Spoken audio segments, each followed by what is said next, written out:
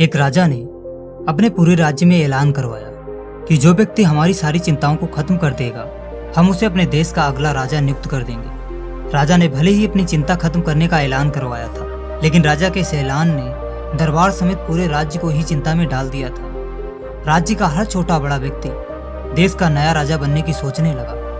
रोज राज दरबार में हजारों लोग आते और अपने अपने प्रयास करते, लेकिन राजा की चिंता घटने के बजाय कई गुना बढ़ चुकी थी। दरबार में बढ़ती भीड़, लोगों के महत्वहीन सवाल राजा की चिंता को और हवा देते जा रहे थे। राजा की बिगड़ती हालत को देखकर महारानी बहुत चिंतित हो गई। महारानी राजनीति में काफी कुशल थी। राजा को चिंता के दलदल से निकालने के लिए महारानी ने अगले दिन एक दूसरा ऐलान करवाया कि जिस व्यक्ति की बातों से राजा की चिंता खत्म नहीं होगी, उसे मृत्युदंड दे दिया जाएगा। सिर्फ वही जीवित बचेगा जो राजा की चिंता खत्म करेगा। फिर क्या होना था? अगले दिन दरबार में भीड़ तो क्या, एक इंसान नहीं आया। इसी तरह कई महीने बीत गए। दरबार में कोई नहीं आया। राज दरबार में एक चीखती खामोशी की सिवा कुछ भी नहीं था। साथ ही राजा की चिंता भयानक अग्नि बनकर राजा को जलाती जा रही थी। राजा की जिद का असर महारानी के ऊपर भी हो चला था। राज्य के अंदर अव्यवस्था अपने चरम पर पहुंचने लगी थी। राज्य के कुछ महत्वपूर्ण लोग सत्ता छीनने की साजिश करने लगे थे। एक दिन बाहर से द्वारपाल दौड़ता हुआ आया कि महाराज, एक नौजवान आपकी समस्या का समाधान लेकर आया है। राजा छोटी सी उम्मीद पाते ही द्वारपाल से बोले, उस नौजवान को तुरंत अंदर भेजो।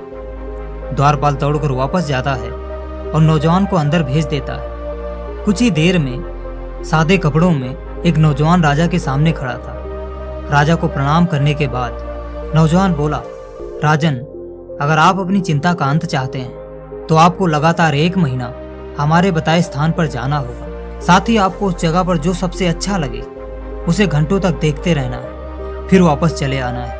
और नौजवान उस स्थान का पता देकर चुपचाप वापस चला जाता है। अगली सुबह वो राजा अकेले ही उस स्थान की ओर चल पड़ता है। उस स्थान का रास्ता राजा की सोच से भी खतरनाक था। चारों तरफ भयानक जंगल और जंगल से आती डरावनी आवाजें राजा को अंदर तक डरा रही थी।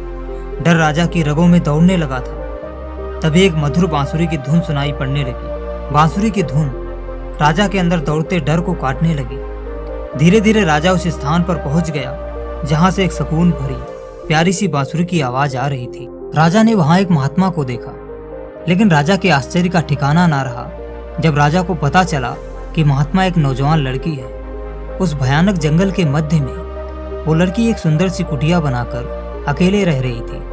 उस कुटिया के चारों तरफ एक बाड़ लगी थी। उसके अंदर सुंदर फूलों के पौधे, मोर, खरगोश जैसे प्यारे से पशु-पक्षी घूम रहे थे।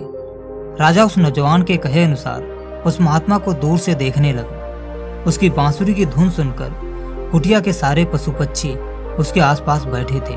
कुछ खरगोश उसकी गोद में बैठे थे। सिर्फ उस महात्मा की स्वार्थहीन पवित्र मस्ती को देखकर राजा कुछ पल के लिए अपने आप को भूल गया।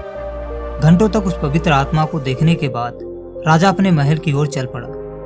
राजा लगातार 1 हफ्ते तक उस कुटिया तक जाता रहा।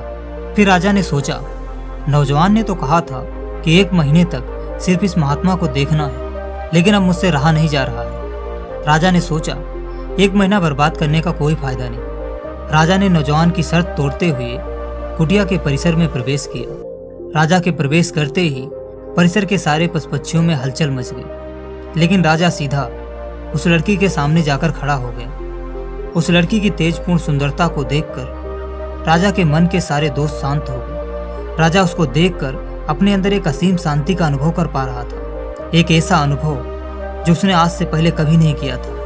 राजा इतना खो चुका था कि उसे महात्मा के पूछने पर भी कुछ सुनाई नहीं दिया। तभी एक आवाज राजा को वापस वास्तविकता में लेकर आ गई। उस महात्मा ने पूछा, जब इतना बोझ है तो उतार क्यों नहीं देते?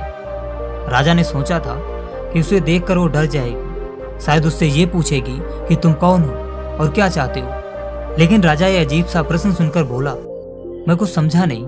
उस महात्मा ने कहा, जब तुम्हारी चिंता बोझ बन चुकी है तो इसे उतार क्यों नहीं देते?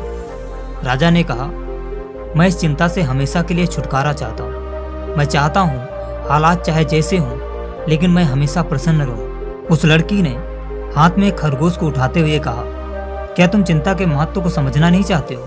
क्या तुम चिंता की परिभाषा नहीं जानना चाहते हो? राजा ने असमंजस में पड़ते हुए कहा, चिंता की परिभाषा और महत्व सिर्फ इतना है कि चिंता हमेशा दुख देती है। मैं तो बस इस चिंता से पीछा छुड़ाना चाहता हूँ। राजा की व्यग्रता को देखकर उस लड़की ने हल्की सी मुस्कान के साथ कहा, जाओ, आज और अभी से तुम हमेशा के लिए चिंता से मुक्त हो जाओगे। तुम हर परिस्थिति में प्रसन्न रहोगे। इतना कहते हुए महात्मा ने अपना हाथ राजा के सर पर फेर दिया। हाथ फेरते ही राजा तुरंत ही संपूर्ण चिंता से मुक्त हो गया। राजा अपने अंदर असीम सुकून को महसूस करते हुए अपने महल की ओर चल पड़ा। राजा आज खुद को बहुत खुशकिस्मत मान रहा था। तभी चलते हुए घोड़े को बहुत गहरी चोट लग गई, लेकिन अब राजा को उस घोड़े के दर्द की कोई परवाह नहीं थी। राजा उस बेजुबान के दर्द पर भी बहुत प्रसन्न था। महल पहुंचते पहुंचते घोड़ा काफी परेशान हो गया। वक्त के साथ राज्य में हालात बिगड़ने लगे। राज्य की जनता प्रकृति के मार से भूखों मरने लगी, लेकिन राजा राज्य की बड़ी से बड़ी समस्या पर भी प्रसन्नचित्त बना हुआ था। महारानी ने जब राजा का ये रूप देखा कि राजा अपनों का दर्द भी नहीं समझ पा रहा है, राजा को देश की तड़पती जनता और राज्य के बिगड़ते हालातों की कोई चिंता नहीं थी। महारानी ने सच जानने के लिए उस नौजवान के बताए स्थान की तरफ जाने का फैसला किया। सोचा शायद वहां सच्चाई का पता चल जाए। महारानी अगली सुबह घने जंगलों को पार करते हुए उस महात्मा की कुटिया पर पहुंच गई। महारानी ने महात्मा से पूछा, आपने ऐसा क्या किया है? महाराज को किसी बात की चिंता ही नहीं होती।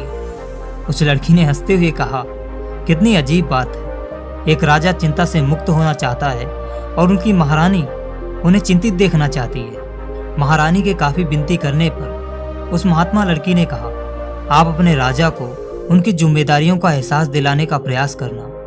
उस वक्त राजा को सत्य का एहसास हो जाएगा। महारानी महात्मा को प्रणाम करके महल की तरफ चल पड़ी। महल पहुंचते ही महारानी ने राजा को महल में चिंताहीन प्रसन्न मुद्रा में टहलते हुए देखा। महारानी ने गुस्से से कहा, तुम्हारे राज्य में तुम्हारे अपने लोग भूख से मर रहे हैं। तुम्हारे देश की अर्थव्यवस्था बिगड़ती जा रही है, लेकिन तुम्हें किसी बात की चिंता क्यों नहीं होती है? चिंता शब्द सुनते ही राजा का अतीत उनके आंखों के सामने घूमने लगा। राजा को अपने ऊपर ही शर्म आने लगी। राजा ने अपने अंदर ही एक भयानक शैतान देखा। राजा को अपनी गलतियों का तो एहसास हो गया था, लेकिन अब भी राजा को अपनी गलतियों का कोई दुख, कोई चिंता नहीं थी। राजा को एकाएक उस महात्मा की एक बात याद आ गई। क्या तुम चिंता के महत्व को समझना नहीं चाहते हो? क्या तुम चिंता की परिभाषा नहीं जानना चाहते हो? राजा उसी क्षण उस जंगल की तरफ भागा। आंखों में बहते आंसू और चेहरे पर चिंता से कोसों दूर एक हंसी थी, शायद एक शैतान जैसी, जो हर बुरे काम पर अफसोस करने के बजाय खुश होता है। राजा कुटिया पहुंचकर उस लड़की के चरणों में गिर पड़ा और माफी मांगते हुए बोला, मुझसे बहुत बड़ी गलती हो गई। मैंने आपकी बातों पर ध्यान नहीं दिया, लेकिन अब मैं जानना चाहता हूँ कि चिंता की परिभाषा क्या है। उस लड़की ने कहा, चिंता का पहला कारण यही है। जब उस नौजवान ने कहा, आप मुझसे मिलने से पहले 1 महीने तक इंतजार करना, लेकिन तुम्हें वक्त से पहले समाधान चाहिए था। और जब हम समय से पहले अपनी मेहनत या समस्या का समाधान पाना चाहते हैं, तब चिंता का जन्म होता है। हमारे जीवन में 2 तरह की परिस्थितियां होती हैं। पहली, जो हमारे नियंत्रण में होती हैं, जैसे सुबह उठना, राज्य में न्याय व्यवस्था लागू करना, प्रजा की बातें सुनना, यह हमारे नियंत्रण की परिस्थितियां हैं। और जब हम इन पर सोचते हैं, इन पर चिंता करते हैं, तब जीवन को एक नई दिशा मिलती है। दूसरी तरफ वो परिस्थितियां हैं जो हमारे नियंत्रण में नहीं है, जैसे हमारे कर्मों का परिणाम क्या होगा, सामने वाला हमारे बारे में क्या विचार रखता है। ये हमारे नियंत्रण से बाहर की परिस्थितियां हैं। जब हम इन पर चिंता करते हैं, तब हमारी चिंता हमारे गहरे दुख का कारण बनती है। दोस्तों, एक बार विचार करके देखो, आपको तभी चिंता परेशान करती है जब हम अपने नियंत्रण से बाहर वाली परिस्थितियों पर विचार करते हैं। चाहे वो परीक्षा के परिणाम हो, किसी से प्रेम करने पर उसका जवाब हो, ऐसी कई सारी परिस्थितियां हैं। इसलिए अपना ध्यान उन पर लगाओ जो तुम बदल सकते हो। जैसे तुम सिर्फ सच्ची लगन और मेहनत कर सकते हो, तभी आप चिंता से मुक्त और प्रसन्न रह सकते हैं।